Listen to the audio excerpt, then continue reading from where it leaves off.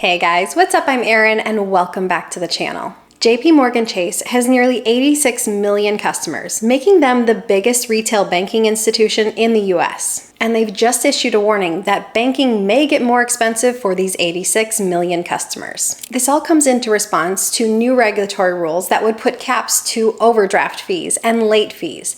The Consumer Financial Protection Bureau is pushing new regulations to help stamp out some of these fees, often referred to as junk fees. Junk fees are unexpected, excessive, or hidden fees that companies charge for services that cost them little or nothing, and basically they're a way to boost revenues. These fees exist in the financial sector in the form of surcharges, or maintenance fees, or overdraft fees, or late fees, fees types like that. But these junk fees aren't just found in the financial sector, they're actually found in numerous industries. Like travel, extra fees that you would face at a hotel or when you book your Airbnb, or even in the entertainment industry, like booking fees. Junk fees really permeate our lives these days, and they cost consumers billions of dollars on an annual basis. Let's take a look at credit card late fees. Currently, the initial late fee charged on a late credit card payment is capped at and considered customary at a $30 charge for that initial late payment, and $41 for any subsequent late payments within 6 billing cycles. And each year, these fees increase a little bit, banks citing inflationary pressures as to why these fees increase on an annual basis. There are immunity provisions created by the Federal Reserve Board that allow credit card companies to avoid scrutiny as to whether their late fees meet reasonable or proportional standards. For instance, you could have a $20 bill that's due, and if you don't pay this bill on time, the late fee you're charged could actually be in excess of the amount you actually owed. Credit card companies consider this to be fair practice. The Consumer Financial Protection Bureau actually considers this predatory practice. Now, we know that the best practice when it comes to credit cards is to simply pay them off in full and on time. That way you avoid any of these unnecessary fees. But there are a lot of people who don't follow this practice when it comes to their credit cards. Credit card debt in America is now over $1.1 trillion. And as of 2020, credit card companies charged approximately $12 billion in late fees, which represented more than 10% of all credit card interest and fees charged to consumers. And these amounts have only increased as credit card balances have increased. So credit card companies are getting a sizable chunk of their revenue from late fees. However, this could be set to change in a big way. If the Consumer Financial Protection Bureau, the CFPB, is successful in getting these proposed regulations passed, this would threaten to cut into the financial institution's late fee revenue in a big way.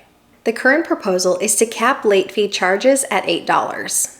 The $8 charge would apply to any missed payment, and that is significantly lower than the current $30 late charge for the first missed late payment or $41 for any subsequent missed late payment. There is an immunity provision built in that would allow companies to charge a higher fee if they could prove that they incurred higher collection costs. It would also put a stop to automatic annual inflation adjustments on these fees. The CFPB's current proposal would eliminate that annual inflation adjustment increase to late fees, so late fees would stay at a lower set point. Overdraft fees on checking accounts would be capped at just $3, which currently vary from bank to bank, but tend to hover around $30 to $35.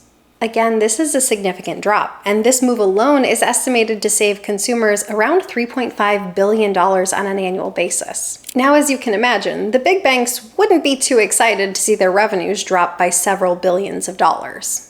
Hence why JP Morgan issued a warning that banking services could become more expensive if these regulations are passed. Marianne Lake, CEO of Consumer and Community Banking at JP Morgan, suggests that Chase could be passing along these increased expenses to customers in one way or another, which would put an end to now free services such as checking accounts and wealth management tools. There are multiple levers for them to pull from. Banks aren't just going to sit idly by and take a multi-billion-dollar hit.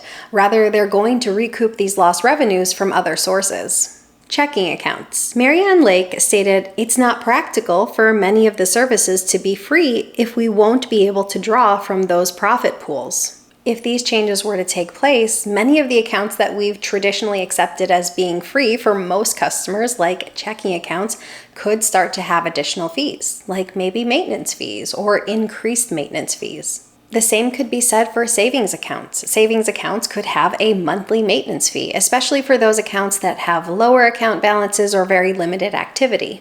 The fees for wealth management services could also increase. Banks might start charging more for services such as financial planning, investment advice, and portfolio management, which have traditionally been used to attract and retain high net worth clients. In this way, it would spread this fee burden across both high and low net worth individuals, as it's more likely that the high net worth individuals are the ones who are taking advantage of financial planning services, whereas it's more likely to be the lower net worth individuals who are being hit with overdraft fees and late fees.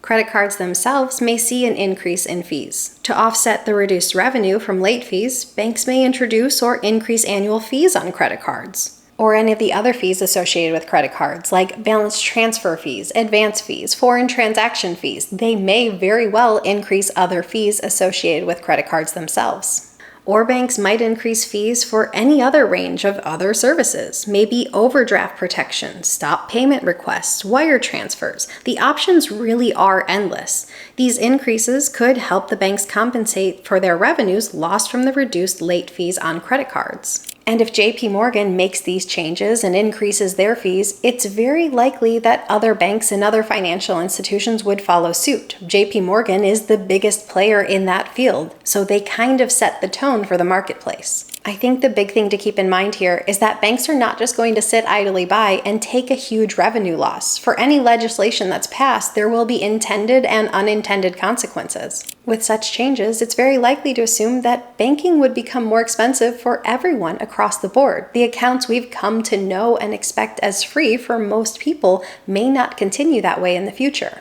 It's also reasonable to assume that banks may actually more than make up for their lost revenues if they instate more complex fee structures on these various account types. Research from the Consumer Financial Protection Bureau suggests that consumers tend to pay more for products with more complex pricing structures. Unexpected fees hinder fair and competitive pricing, and that more complex prices generally lead to more detrimental outcomes for consumers. Now, whether or not these changes actually take place depends on whether or not these regulations actually get passed through Congress, as well as who ends up holding the office after the November presidential election. But I think we can all agree that these junk fees are a great disservice to the American consumer. I just think it is worth keeping in mind, while it is a noble goal that the CFPB is trying to help stamp out some of these junk fees, banks aren't just going to stand by and watch billions of dollars of revenue be wiped from their bottom line.